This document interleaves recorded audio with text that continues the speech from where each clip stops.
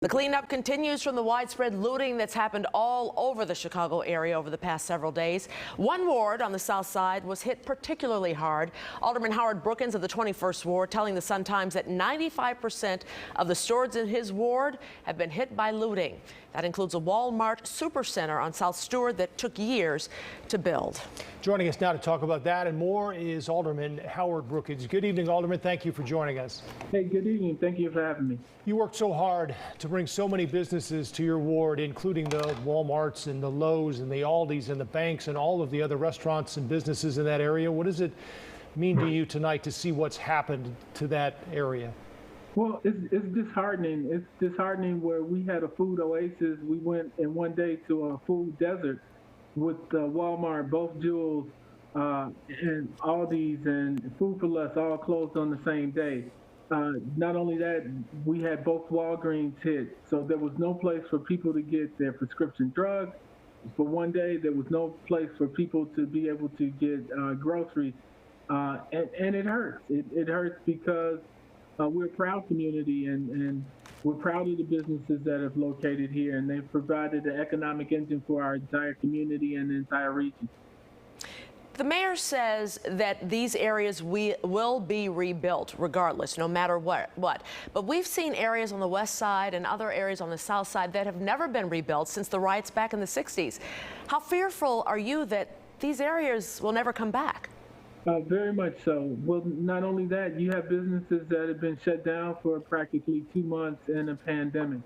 And what not a better excuse than to say, well, you know what? I'm going to take my insurance money and go home. It's not worth it anymore. We had one business owner actually attacked by the looter. Who needs that? Who needs that?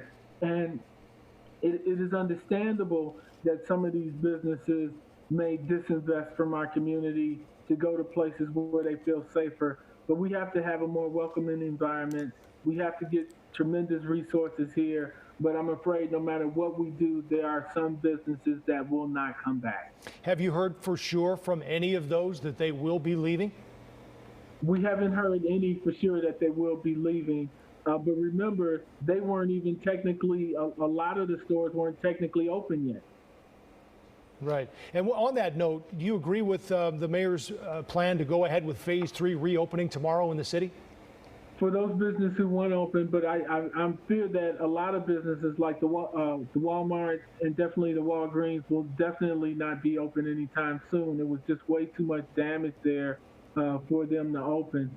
But any business that feels that they can do so safely, we welcome them in open arms. I just pray that we have enough police support that we can protect those businesses and those business owners.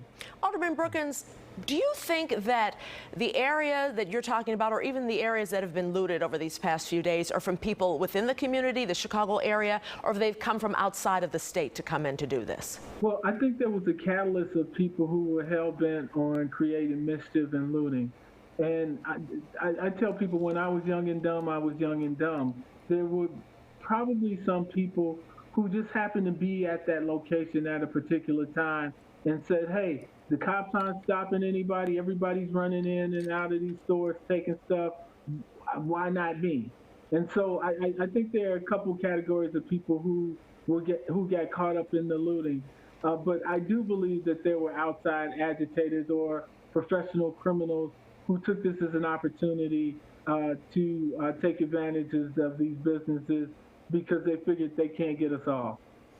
The mayor talked about some of the historic reasons behind some of the anger and the violence that we've seen as a result of all of these things, from the death of George Floyd to the pandemic and all of the other things that seem to come to a head over the last 4 days. Do you foresee any significant change coming out of this, Alderman, that you can champion moving forward?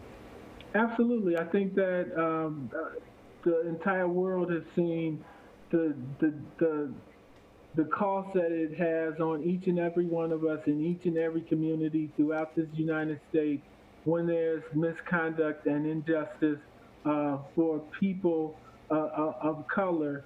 And now I think just like with the catalyst behind Laquan McDonald, Alderman Marino and I were able to pass the reparations ordinance to give some measure of justice to those Burge victims who did not get justice at the time because nobody believed them.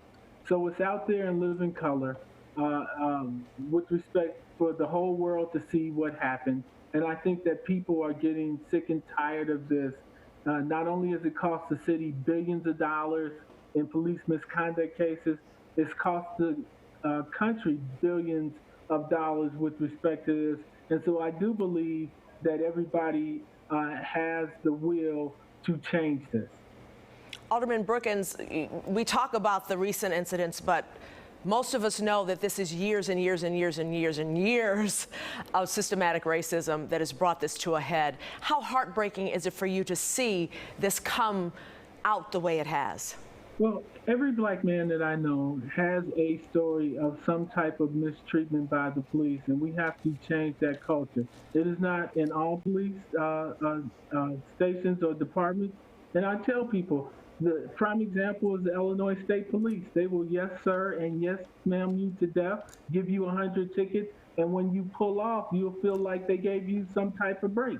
But unfortunately, there are other police departments that just the tone, the demeanor of the police officers, even if they do give you a break, you feel dirty as though they somehow assaulted you. And so I believe that we can go forward, that we can change the culture, that we can do things within these police departments for a positive change, and that everybody is seeing the cost.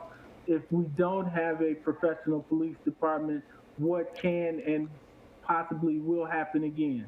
All right, be safe, be well. Thank you, Alderman. Thanks, Alderman. Thank you.